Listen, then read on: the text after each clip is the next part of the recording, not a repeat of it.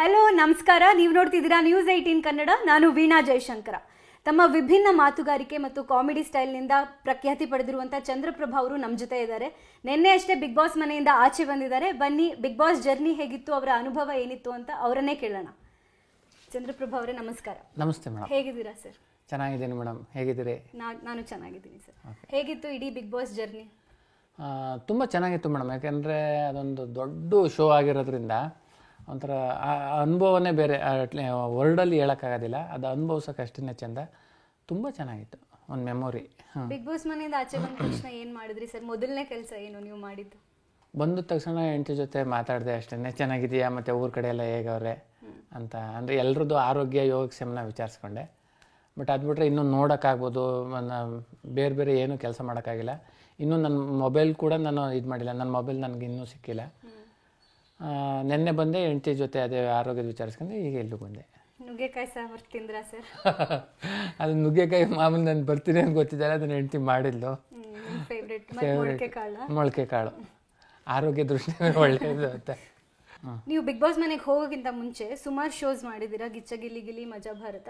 ನಿಮ್ದೊಂದು ವಿಭಿನ್ನವಾದ dance style ಇತ್ತು, ಅದೇ ವರ್ಲ್ಡ್ ಫೇಮಸ್, ನಿಮಗೆ ಗೊತ್ತಿದೆ ಅದು. ಆದರೆ ಬಿಗ್ ಬಾಸ್ ಮನೆಗೆ ಹೋದ್ಮೇಲೆ ಎಲ್ಲೋ ಒಂಚೂರು ಡಲ್ ಆದ್ರ ಚಂದ್ರಪ್ರಭಾ ಅನ್ನೋ ಮಾತು ಸೋಷಿಯಲ್ ಮೀಡಿಯಾದಲ್ಲಿ ಎಲ್ಲರ ಬಾಯಲ್ಲಿ ಬರ್ತಾ ಇರೋದು. ಅಂದರೆ ಎಲ್ಲ ಜನ ಮಾತಾಡ್ತಿರೋದು, ಗಿಲ್ಲಿ ಮುಂದೆ ಎಲ್ಲೋ ಚಂದ್ರಪ್ರಭಾ ಡಲ್ ಹೊಡೆದ್ರ ಬಿಗ್ ಬಾಸ್ ಮನೆಯಲ್ಲಿ ಅಂತ. ಇದಕ್ಕೇನು ಹೇಳಿ? ನನಗೆ ಆ ಥರ ನಾನು ಇನ್ನೊಬ್ರಿಗೆ ಕಂಪೇರ್ ನಾನು ಮಾಡ್ಕೊಳ್ಳೋದೇ ಇಲ್ಲ ಮೇಡಮ್. ಅವ್ರ ಆಟ ಅವ್ರಿಗೆ, ನನ್ನ ಆಟ ನನಗೆ. ಯಾಕೆಂದರೆ ಇಲ್ಲಿ ತನಕ ಮಜಾ ಬರ್ತಾ ಆಗ್ಬೋದು, ಗಿಲಿ ಆಗ್ಬೋದು, ಮಜಾ ಟಾಕೀಸ್ ಆಗ್ಬೋದು, ಆಮೇಲೆ ಕಾಮಿಡಿ ಟಾಕೀಸ್ ಆಗ್ಬೋದು, ಹೆಚ್ಚು ಕಡಿಮೆ ಕಲರ್ಸ್ ಕನ್ನಡದಲ್ಲಿ ಒಂದು 9 ವರ್ಷ ಅಷ್ಟು ರಿಯಾಲಿಟಿ ಶೋ ಮಾಡಿರೋದ್ರಿಂದ ಗಿಲಿನೆಲ್ಲ ನಾನು ಬಣ್ಣ ಹಚ್ಕೊಂಡು ಮೇಕ್ ಹೋಯ್ತು ಅಂದರೆ ನಾನು ಸೋಲು ಒಪ್ಕೋತೀನಿ ಅಂತ ನಾನು ಯಾವತ್ತೂ ಮಾಡೋದೇ ಇಲ್ಲ. ನಾನು ಚೆನ್ನಾಗಿ ಮಾಡಬೇಕು ಅನ್ನೋ ರೀತಿಯಲ್ಲೇ ಯಾರೇ ಇದ್ರೂ ಕಾಂಪಿಟೇಷನ್ ನಾನು ಮಾಡ್ತೀನಿ. ಅಲ್ಲಿ ನಾನು ಕಂಪೇರ್ ಮಾಡ್ಕೊಳಕ್ಕಾಗೋದಿಲ್ಲ. ಇದೇ ಬೇರೆ, ಅದೇ ವೇದಿಕೆನೇ ಬೇರೆ. ಏಕೆಂದರೆ ಬಿಗ್ ಬಾಸ್ ಅಂದ ತಕ್ಷಣ ಅದೊಂಥರ ವ್ಯಕ್ತಿತ್ವದ ಆಟ. ನಾವು ಇಲ್ಲಿ ಹೊರಗಡೆ ಹೇಗೆ ನಾವು ಇರ್ತೀವಿ, ನಮ್ಮ ಸ್ವಭಾವ ಹೇಗಿರ್ತೀವಿ, ಯಾವ ರೀತಿ ಇರ್ತೀವಿ, ಅಲ್ಲೂ ಅದೇ ಥರ ಇರೋ ಥರ. ಅದರಿಂದ ನಾನು ಹೊರಗಡೆ ಹೇಗಿರ್ತೀನಿ ಅಂದರೆ ನಾನು ಎಷ್ಟು ಬೇಕಷ್ಟು ಮಾತಾಡೋದು, ಒಂದು ಸ್ವಲ್ಪ ಸೈಲೆಂಟ್ ಜಾಸ್ತಿ, ಆ ಥರನೇ ಅಲ್ಲೇ ಇದ್ದೆ ಅಷ್ಟೇ. ಅದರಲ್ಲಿ ನನಗಿಂತ ಅವ್ರು ಚೆನ್ನಾಗಿ ಮಾಡಿದ್ರು, ನಾನು ಡಿಲ್ಲಾದೆ ಅಂತ ಸತ್ಯವಾಗ್ಲೂ ಅಲ್ಲ. ನಿಮ್ಮನ್ನು ಇಷ್ಟು ದಿನ ನೋಡ್ತಿದ್ದಂಥ ಜನಗಳಿಗೆ ಒಂದು ಎಕ್ಸ್ಪೆಕ್ಟೇಷನ್ ಇರುತ್ತೆ. ಈ ಎರಡೆರಡು ಕಾಮಿಡಿಯನ್ಸ್ ಈ ಸತಿ ಬಿಗ್ ಬಾಸ್ಗೆ ಎಂಟ್ರಿ ಕೊಟ್ಟಿರೋದು, ಗಿಲ್ಲಿ ನೀವು ಸೇರಿ.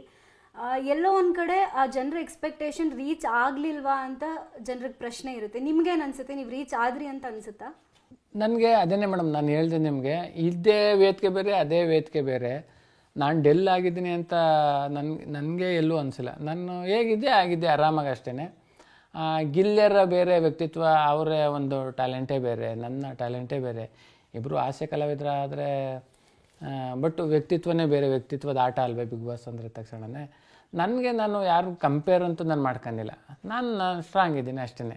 ಚಂದ್ರಪ್ರಭಾ ಅವರೇ, ಇನ್ನೊಂದು ಪ್ರಶ್ನೆ ನಿಮಗೆ. ಬಿಗ್ ಬಾಸ್ ಅಲ್ಲಿ ಸತೀಶ್ ಅವ್ರ ಜೊತೆಗಿದ್ದಾಗ ಒಂದು ಸತಿ ತುಂಬ ಸೀರಿಯಸ್ ಮಟ್ಟಕ್ಕೆ ಹೋಗುತ್ತೆ ನಿಮ್ಮದು ಮತ್ತು ಅವ್ರದ್ದು ಕ್ಲಾಶ್. ಎಷ್ಟು ಕಷ್ಟ ಆಯಿತು ನಿಮಗೆ? ಅಲ್ಲಿ ನೀವು ರಿಯಾಕ್ಷನ್ ನೋಡಿದ್ರೇ ಗೊತ್ತಾಗ್ತಾ ಇತ್ತು ತುಂಬ ಕಷ್ಟ ಆಗೋಯ್ತು ನಿಮ್ಗೆ ಅವ್ರ ಜೊತೆ ಒಂದು ವಾರ ಕಳೆಯೋದು ಅಥವಾ 2 ವಾರ ಕಳೆಯೋದು ಅಂತ. ಹೆಂಗೆ ಸಹಿಸ್ಕೊಂಡಿದ್ರಿ? ತುಂಬ ಕಷ್ಟ ಆಯ್ತು? ಅಷ್ಟ್ರ ಮಟ್ಟಿಗೆ ನೀವು ಹಾಗೆಲ್ಲ ಇದ್ದಿದ್ದು ಯಾರೂ ನೋಡಿರಲಿಲ್ಲ, ಆ ಥರ ನೀವು ರಿಯಾಕ್ಟ್ ಮಾಡಿದ್ದೇ ನೋಡಿರಲಿಲ್ಲ. ತುಂಬ ಸಾಧು ನೀವು, ಅದು ಗೊತ್ತಾಗುತ್ತೆ, ಮಾತಾಡುವಾಗಲೂ ಗೊತ್ತಾಗುತ್ತೆ, ಅಲ್ಲಿ ಇದ್ದಾಗಲೂ ಗೊತ್ತಾಗ್ತಿತ್ತು. ಅಷ್ಟ್ರ ಮಟ್ಟಿಗೆ ನೀವು ರಿಯಾಕ್ಟ್ ಮಾಡಬೇಕು ಅಂದರೆ ಅವ್ರು ಅಷ್ಟೇ ಇರಿಟೇಟ್ ಮಾಡಿದ್ರು ಅನಿಸುತ್ತೆ. ಎಷ್ಟು ಕಷ್ಟ ಆಯಿತು ನಿಮಗೆ? ನೋಡಿ, ನನಗೆ ಗಂಡು ಮಕ್ಳಿಗೆ ಅಷ್ಟೊಂದು ಬ್ಯೂಟಿಗೆ ಒಂದು ಟೈಮ್ ಕೊಟ್ಟು ಅಷ್ಟೊಂದು ಮಾಡ್ಕೋತಾರೆ ಅಂತ ನನ್ನ ಜಗತ್ತಿನಲ್ಲಿ ನಾನು ನೋಡುವಿಲ್ಲ, ಕೇಳುವಿಲ್ಲ ಮೇಡಮ್. ಯಾಕಂದರೆ ಅವರು ಅಷ್ಟೊಂದು ಬ್ಯೂಟಿ, ನೈಟು ಮೇಕಪ್ಪು, ಡೇನು ಮೇಕಪ್ಪು, ಇಲ್ಲಿಂದ ತಲೆ ಕೂದಲುತ್ತವಿಂದ ಮುಖ, ಲಿಪ್ಸ್ಟಿಕ್ಕು, ಒಂದು ಬಟ್ಟೆ, ಒಂದು ಪರ್ಫ್ಯೂಮು, ಅಷ್ಟು ಬ್ಯೂಟಿ. ಯಾಕೆಂದರೆ ಅವ್ರು ಬಂದಾಗ ಎಷ್ಟು ಅಂದರೆ ಹೆಚ್ಚು ಕಡಿಮೆ ಅರ್ಧ ದಿನ ಬರೀ ಅವರ ಒಂದು ಸೌಂದರ್ಯ ಇದಕ್ಕೇ ಅವರು ಟೈಮ್ ಕೊಡ್ತಾಯಿದ್ರು. ನಮಗೆ ಅದು ಗೊತ್ತಿಲ್ಲ, ಯಾಕಂದರೆ ನಾವು ಆಟ ಆಡಬೇಕು, ಅದು ಇದು ಅಂದು ಅಂದರೆ ಏನೇ ಆದರೂ ಇದು ಹಾಕವ್ರು ಇನ್ನೇನು ಮಾಡೋಕ್ಕಲ್ಲ, ಎಷ್ಟು ದಿನ ಇರ್ತೀವಿ ಅಷ್ಟು ದಿನ ಮಾಮೂಲಿ ಹಂಚರಿಸ್ಕೊಂಡೇ ಇರೋಣ ಅಂದ್ಕೊಂಡು ಇದ್ದಿತ್ತು. ಬಟ್ ಒಂದು ಸಲ ಏನಾಯಿತು ಅಂದರೆ ಅವರು 6 ಜನ ಸ್ನಾನ ಬರೋ ತನಕ ಅವರು ಸ್ನಾನವನ್ನೇ ಮಾಡ್ತಾಯಿದ್ರು. ಆವಾಗ ನನಗೆ ತುಂಬ ನೀರು ಕುಡಿಯೋದು ದಾವು ಆಯಿತು. ಆಮೇಲೆ ಬಿಗ್ ಬಾಸ್ ಬೆಲ್ ಹೊಡಿತು, ಬ್ಯಾಟ್ರಿ ಚೇಂಜ್ ಮಾಡಿ ಅಂತ. ಆವಾಗ ಇದು ಲಾಕ್ ಮಾಡಿರೋದ್ರಿಂದ ಒಬ್ಬೊಬ್ಬರೇ ಓಡಾಡೋಂಗಿಲ್ಲ, ಏನು ಮಾಡಿದ್ರು ಜೊತೆಲೇ ಹೋಗ್ಬೇಕು. ಅಷ್ಟರೊಳಗೆ ಪುನಃ ಲಾಕ್ ಆಗಿಬಿಟ್ರೆ ಅದೊಂದು ಭಯ ಆಯಿತು. ಅದಕ್ಕೆ ನಾನು ಏನು ಮಾಡಿದೆ, ಹೋಗ್ಬೋಣ, ನೀರು ಕುಡಿಯೋಕ್ಕೆ ಹೋಗೋಣ, ಬ್ಯಾಟ್ರಿನೂ ಚೇಂಜ್ ಮಾಡ್ಬಿಟ್ಟು ನಾವು ಹೋದೆ. ಹೋಗ್ಬೇಕಾದ್ರೆ ಒಬ್ಬ ಕಾಕ್ರೋಚ್ ಸುಧೀರ್ ನೋಡ್ಬಿಟ್ರು. ಅಂದರೆ ನೀವು ಜಂಟಿ ಬೇಕಲ್ಲ, ನೀವು ಹೆಂಗೆ ಬಂದರೆ ಹಂಗೆ ಅಂತ ಕೇಳಿದ್ರು. ನಾನು ನೀರನ್ನು ಕುಡ್ದಿರನಲ್ಲ, ನನಗೆ ತುಂಬ ದಾವ ಆಯ್ತಿತ್ತು, ಅದಕ್ಕೆ ಬಂದೆ ಹಂಗೆ ಅಂದೆ. ಹಂಗೆ ಮಾತು ಬೆಳೆದಾಗ ನಾನು ಏನು ಮಾಡಿದೆ, ಗ್ಲಾಸ್ ಬಿಸಾಕ್ತೆ ಅಷ್ಟೇ. ಅದು ಮಾತು ಬೆಳೀತಾ ಅದು ಜಗಳ ಆಯಿತು.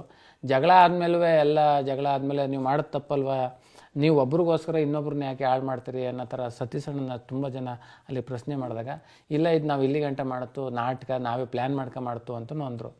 ಅಂದರೆ ಇದೇನಪ್ಪ, ನನಗೆ ತುಂಬ ಅಳುನೂ ಬಂದ್ಬಿಡ್ತು ಎಷ್ಟೋ ಸಲ ಹತ್ತೆ. ಆಮೇಲೆ ಕಣ್ಣೀರು ಹಾಕ್ಬೇಕಾದ್ರೂ ನೋಡಿ, ಕಣ್ಣೀರು ಹಾಕ್ತಾರೆ ಅಂತನೂ ನಾವು ಅದು ಡ್ರಾಮಾ ಇದು ಮಾಡ್ತವ್ರೆ ಅಂತಂದರು. ಆ ಥರ ತುಂಬ ಬೇಜಾರಾಗ್ಬಿಡ್ತು. ಅಂದರೆ ಏನೋ ಹೇಳೋದ್ರಿಂದ ನಮ್ಮ ವ್ಯಕ್ತಿತ್ವ ಆ 12 ಜನ ಮಧ್ಯೆ ಅಷ್ಟೇ ಮರ್ಯಾದೆ ಹೋಗಲ್ಲ. ಕರ್ನಾಟಕ ಜನ ಕೋಟ್ಯಾಂತರ ಜನ ನೋಡ್ತಾರೆ, ಅವ್ರ ಇದ್ರಿಗೆಲ್ಲ ಏನೋ ನಾಟಕ ಅಂತ ಅನ್ಸ್ಬಿಟ್ರೆ ನಾನು ನೋಡೋ ದೃಷ್ಟಿನೇ ಚೇಂಜ್ ಆಗ್ಬಿಡ್ತದಲ್ಲ. ಅದರಿಂದ ಅವ್ರ ಬಗ್ಗೆ ನನಗೆ ತುಂಬ ಬೇಜಾರು ಆಗಿತ್ತು. ಅದಕ್ಕೆ ಅವರು ಎಲಿಮಿನೇಷನ್ ಆಗಿ ಹೋಗ್ಬೇಕಾದ್ರೂ ನಾನು ಅವ್ರನ್ನ ಮಾತಾಡಿಸ್ಬೇಕು ಅಂತಲೂ ಅನ್ನಿಲ್ಲ. ಅಂದರೆ ಹೊರಗಡೆ ಬಂದ್ವಿ, ನಾಳೆ ಮಾತಾಡ್ತೀನಿ, ಭೇಟಿ ಮಾಡ್ತೀನಿ, ತುಂಬ ಖುಷಿ. ಬಟ್ ಅಲ್ಲಿ ಆಟ ಒಂದು ಸ್ಪರ್ಧಿಗಳಾಗಿ ನಾವು ಹೋಗಿರೋವಾಗ ಅವ್ರು ಕರೆಕ್ಟಾಗಿ ನಮಗೆ ಒಂದು ಗಿವ್ ಆ್ಯಂಡ್ ಟೇಕ್ ಇಲ್ಲದೆ ಹೋದಾಗ ಅವ್ರು ಹೋಗ್ಬೇಕಾದ್ರೆ ನಾನು ಮಾತಾಡಿಸ್ಬೇಕು ಅಂತ ಅನ್ನಿಲ್ಲ, ನಾನು ಮಾತಾಡಿಸ್ನೂ ಇಲ್ಲ. ಅಲ್ಲಿ ಅಷ್ಟು ಬೇಜಾರಾಗ್ಬಿಟ್ಟಿತ್ತು ನನಗೆ. ನಿರ್ಭೀತ, ನಿಷ್ಪಕ್ಷಪಾತ, ವಿಶ್ವಾಸಾರ್ಹ ಸುದ್ದಿಗಳಿಗೆ ಮತ್ತೊಂದು ಹೆಸರಾಗಿರುವಂತ ನ್ಯೂಸ್ 18 ಕನ್ನಡ ಈಗ ಆಪ್ನಲ್ಲೂ ಲಭ್ಯವಿದೆ. ದಯವಿಟ್ಟು ಇಲ್ಲಿರುವ QR ಕೋಡ್ ಅನ್ನ ಸ್ಕ್ಯಾನ್ ಮಾಡಿಕೊಂಡು ಆಪ್ ಅನ್ನ ಡೌನ್ಲೋಡ್ ಮಾಡೋದಕ್ಕೆ ಮರಿಬೇಡಿ. ನಿಮ್ಮ ಬೆಂಬಲ ಹೀಗೆ ಸದಾ ನಮ್ಮೊಂದಿಗಿರಲಿ. ಧನ್ಯವಾದ.